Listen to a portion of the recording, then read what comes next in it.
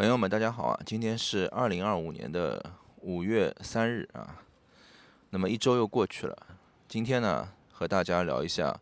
金融市场啊，聊一下美股，聊一下投资的内容。那么本周呢，我还发过一期视频啊，是讲这个美股的，是在周一还是周二啊？那我当时视频里就说了啊，我说我是坚定的啊看好美股继续上涨，并且呢，我也说了，这一周是非常关键的一周。如果这一周啊把握的好，就是有做几个波段交易的话，那么今年的收益啊，那么这一周其实就能提前完成目标啊。那么我们就拿一只股票来看啊，就讲苹果。那么苹果在这一段时间啊，最低点是在170美元。那么这一周呢啊，像现在啊，差不多也是在200美元左右，涨幅呢差不多也有接近20%-30%啊。那么其他的股票啊就更多了，对吧？像什么特斯拉呀，或者说像英伟达呀，还有各种各样的股票啊。那么涨幅基本上呢，好一点的啊都有30%左右啊。那么差一点的呢，也有20%左右。那么这一周主要上涨的原因呢，尤其是昨天啊周五上涨，主要的原因呢啊，我觉得有3点。首先呢，还是这个俄乌战争啊，就我的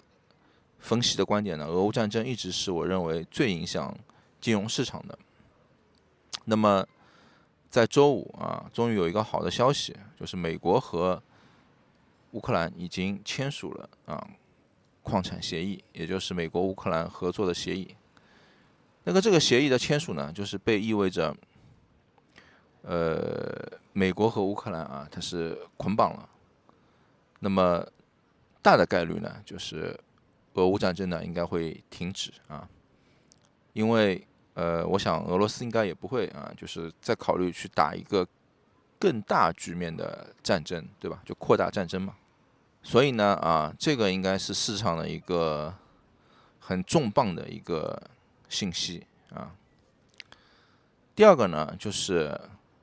关税战啊，贸易战。那么川普的关税战、贸易战啊，就是到现在呢，从他说的一个叫什么解放日啊，就到现在，市场一直啊就是波动很剧烈的波动。那么我的观点为什么啊就觉得它并不是一个最大的因素呢？因为始终呢就是这个是一些对未来预期的事情啊，它不像就是俄乌战争，已经就是啊有了很实质的，对吧？你有什么导弹呐、或者说有人失去生命啊，有很多难以解决的纷争啊，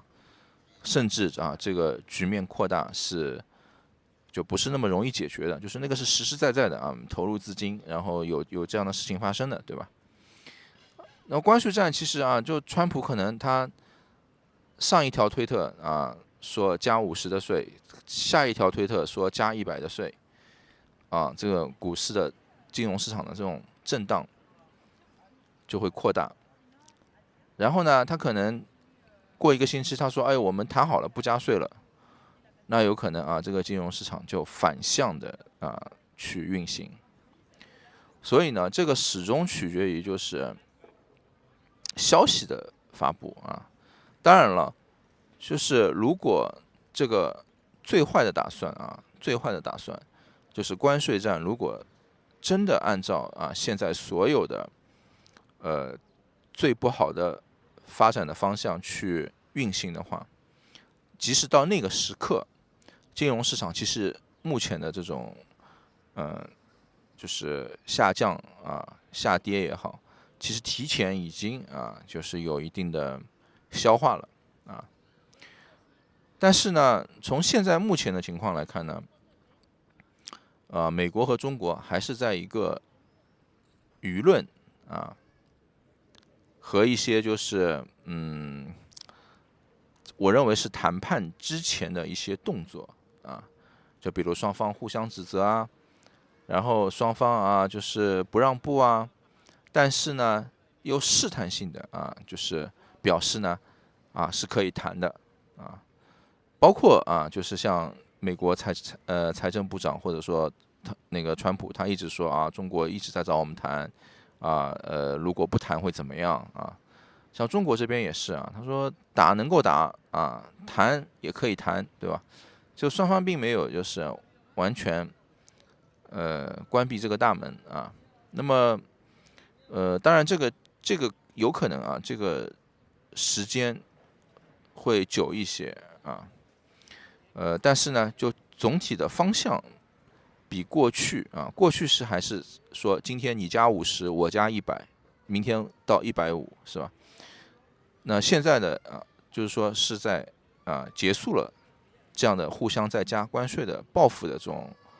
种阶段现在是在一个还没谈，但是准备开始谈的这样的一个阶段，这是第二个相对利好的。那么第三个呢，就是星期五昨天的非农数据也支撑了这个非农数据呢，就是表示美国的经济、美国的就业变化还是就是同比之前要变得更好。所以呢，就是非农数据呢一上去以后，那么美股是大涨，黄金呢是下跌当然了，黄金本来就已经在一个这样的下跌的趋势了，对吗？那么所以呢，就是这个3点是主要的原因。还有呢，像比如说一个呢，像是这个特朗普的言语中针对美联储就是鲍威尔什么的他怎么说呢？就用了一种更缓和、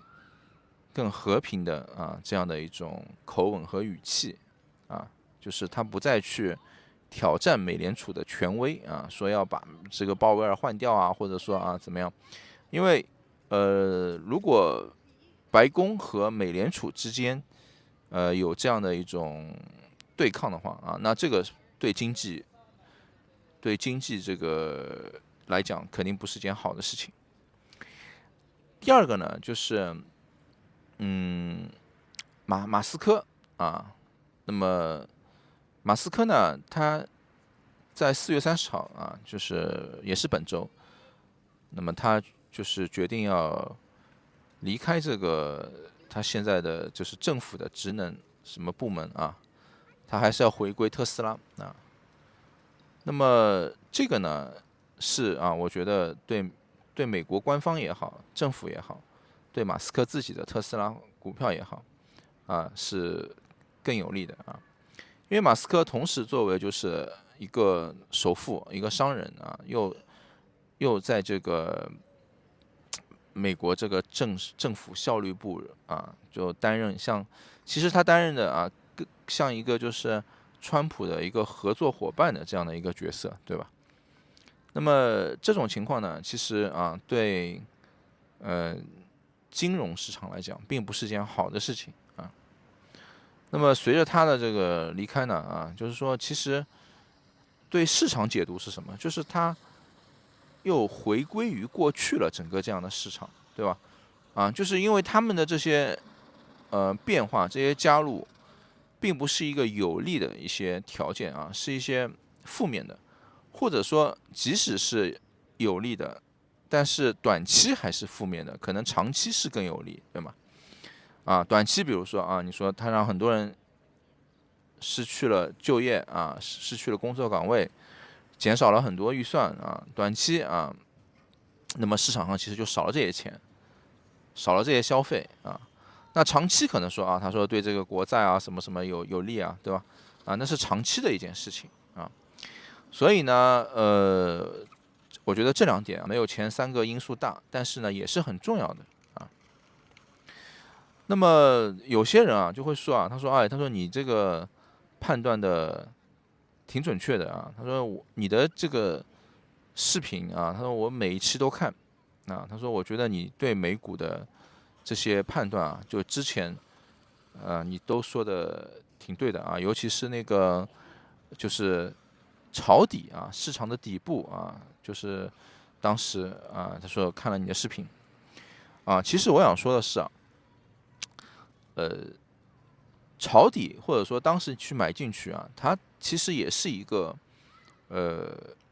冒着很大风险的啊这样的一个行为，因为其实没有人知道底部在什么地方啊，没有人知道底部在什么地方，甚至就算是现在啊，也有可能在继续上涨一段时间以后呢，啊，会有一个获利的了结啊，就可能就是大的资本啊，它就赚啊这个一段时间，然后呢，它获利了结了啊，他再看一下后面这个市场的发展啊，就是情况是吧？所以呢，其实主要的是一个管控啊，就是一个风险控制的意识，这个是很重要的啊。就是你在投资的时候，其实我也没有做什么，整天盯着屏幕啊，或者干什么啊，因为大家也看，我也去录些别的视频啊，或者我每天也有这样的那样的事情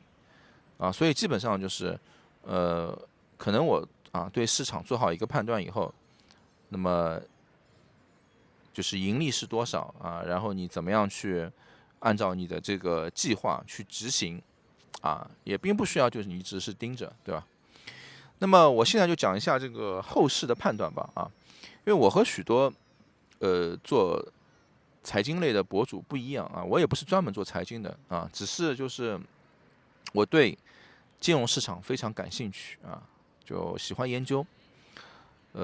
但是呢，我是比较清晰的啊，会说出我的观点的啊，就我不会含糊其辞啊。我觉得这个市场会涨，我就会说会涨；我觉得底部到了就底部到了；我觉得它会跌就会跌啊。我并不在意，就是说，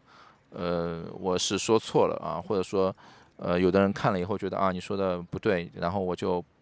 不喜欢你这个人了啊。我不在意这些啊。那么，我觉得后续的市场是这样子的啊，就是嗯。现在应该来说还远没有到啊要停止上涨的阶段。现在呢，应该是很多人啊，就是他会犹豫啊，我现在要不要去买买这些股票，跟着这个上涨的阶段去赚钱的这样的一个时机。